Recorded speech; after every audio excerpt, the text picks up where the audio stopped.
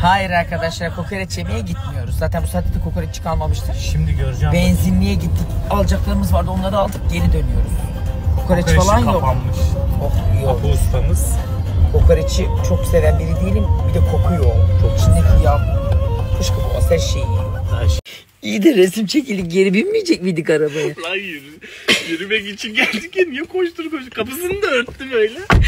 Hayır, indik fotoğraf çekildik, ben de geri arabaya bindim, ne bileyim yürüyecek geri gideceğiz zannettim. Ama bir fotoğraf çekilmişiz. Şimdi üstüne bir müzik bulup paylaşmam lazım. Tam 2011'deki 2011 Adana. neydi o? Hayır, Apache. Arsız bela. Bağırma, gecenin 3'ü millet yatıyor. O da Şengül'üm nanay nanay.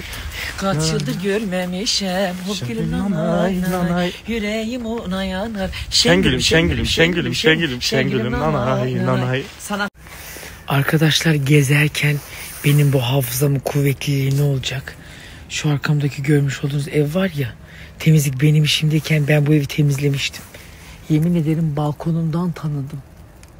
Görüyor musun arkadaşındaki üstün zekayı ve HD hafızayı? Evet, Pasansız Baklava'ya gelmiştim. Vallahi hatırladım. Hatta şimdi birazdan o bölümü bulacağım, paylaşacağım. Ana. Vay üstünden geçti 4 sene. Ey gidi. Bir de kedili bir evdi.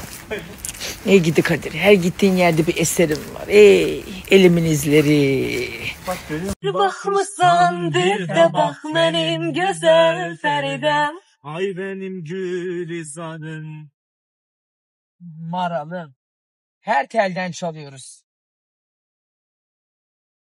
Sabah başında kuzu var, ah o kimin gözü var. Dağ başında kuzu var, ah o kimin gözü var. Kız oğlanı severse kimin ona sözü var. Oğlan kızı severse kimin ona sözü var. Feridem ay Feridem, güzel kızsan Feridem. Ay Feridem, güzel kızsan Feridem.